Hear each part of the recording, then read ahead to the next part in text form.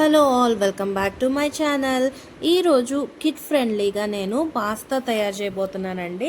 సాధారణంగా పిల్లలు ఎప్పుడు కూడా అవుట్ సైడ్ ఫుడ్ అడుగుతూ ఉంటారు, జంక్ ఫుడ్ అడుగుతూ ఉంటారు. వాటిని ఇంట్లో హెల్తీగా తయారు చేసి పెడితే మనకి ఒక సాటిస్ఫాక్షన్ వస్తుంది, అండ్ వాళ్ళకు కూడా మమ్మీ అడగంగానే చేసి పెట్టిందనే సాటిస్ఫాక్షన్ వస్తుంది కదా. సో ఇవాళ నేను పాస్తా రెసిపీని షేర్ చేసుకోబోతున్నాను. ఫస్ట్ అయితే కాలీఫ్లవర్ని చక్కగా వాష్ చేసుకోవాలి హాట్ వాటర్లో వేసి. అండ్ నేను పచ్చి బఠానీ, క్యాప్సికమ్ అండ్ ఒక టొమాటో కూడా తీసుకున్నాను అనమాట. అయితే ఈ కూరగాయలన్నిటినీ కూడా ప్రెషర్ కుక్కర్లో వేసి ఉడకపెట్టాలి. ఇవన్నీ కూడా ప్రెషర్ కుక్కర్లో వేసి లైట్గా వాటర్ వేయాలి, ఎందుకంటే ప్రెషర్లోనే ఉడుకుతుంది కాబట్టి వాటర్ ఎక్కువ వేసుకుంటే బాగోదన్నమాట. అందుకని లైట్గా చాలా తక్కువ వాటర్ వేసుకోవాలి. అండ్ ముఖ్యంగా పిల్లలు బఠానీ కానీ లేకపోతే క్యాప్సికమ్ కానీ తినడానికి చాలా మారం చేస్తూ ఉంటారు కదా, అలాంటి వాళ్ళకి ఇది పర్ఫెక్ట్ రెసిపీ అనమాట.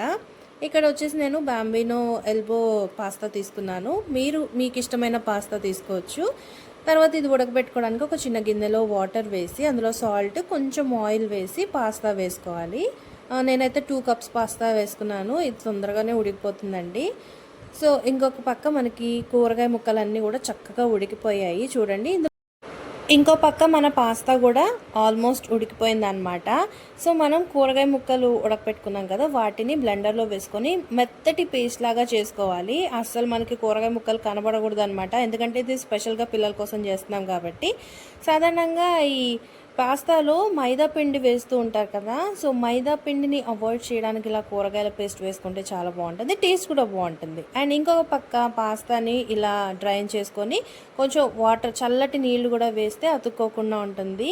సో మనకి మెయిన్ పాస్తాకి కావాల్సిన పాస్తా ఉడికిపోయింది అండ్ పేస్ట్ కూడా రెడీగా ఉంది. ఇప్పుడు ఒక ప్యాన్ తీసుకొని అందులో కొంచెం ఆయిల్ వేసుకొని, ఆయిల్ కానీ బటర్ కానీ ఏదైనా వేసుకోవచ్చు. నేను ఇక్కడ మైదా పిండి బదులు గోధుమ పిండి తీసుకున్నాను అనమాట, టేస్ట్ బాగుంటుంది. అండ్ ఇప్పుడు కొంచెం ఫ్రై చేసి మనం కూరగాయల పేస్ట్ చేసి పెట్టుకున్నాం కదా, ఆ పేస్ట్ ఇందులో వేసేసుకోవాలి. ఒక్క 2 మినిట్స్లో మనకి గోధుమ పిండి వల్ల ఇదంతా చిక్కగా అయిపోతుంది అనమాట. సో చిక్కగా అయిపోయిన తర్వాత మనం రుచికి సరిపడే సాల్ట్ వేసుకోవాలి. అండ్ ఈ కొంచెం ఒక 2 మినిట్స్ అటు ఇటు కలిపేసిన తర్వాత మనం ఉడకబెట్టుకున్న పాస్తా ఏదైతే ఉందో అది ఇందులో వేసేసుకోవాలన్నమాట. సో వేసుకొని చక్కగా కలిపేసి లాస్ట్ అండ్ ఫైనల్ కాదు, ఇందులో టేస్ట్ మేకర్ అనేది వేసుకోవాలి కదా. సో ఆరిగానో మిక్స్ వేస్తున్నాను నేను. మనకి పిజ్జా ఆర్డర్ చేసుకున్నప్పుడు ప్యాకెట్స్ వస్తాయి కదా, అది కూడా యూస్ చేసుకోవచ్చు. ఇందులో నేను కారం అయితే ఏమీ యాడ్ చేయలేదండి, ఎందుకంటే పిల్లల కోసం చేస్తున్నాను కాబట్టి. సో మీకు ఒకవేళ స్పైసీగా కావాలి అనుకుంటే స్పైసీగా కూడా చేసుకోవచ్చు, అంటే చిల్లీ ఫ్లేక్స్ కానీ లేకపోతే కారం కానీ వేసుకోవచ్చు. ఫైనల్లీ నేను కొంచెం ఒక చీజ్ స్లైస్ యాడ్ చేశాను. ఆ చీజీ ఫ్లేవర్ ఉంటే పిల్లలకి చాలా బాగా నచ్చుతుంది కదా పాస్తాలో, అందుకని ఒక చీజ్ స్లైస్ వేసాను. ఫైనల్లీ మన కిడ్స్ ఫ్రెండ్లీ పాస్తా రెడీ అయిపోయింది. సో ఫైనల్లీ మన జడ్జ్, అదే మా నానికి ఇస్తున్నాను. వాడు టేస్ట్ చూసి ఎలా ఉంది చెప్పు అన్నాను.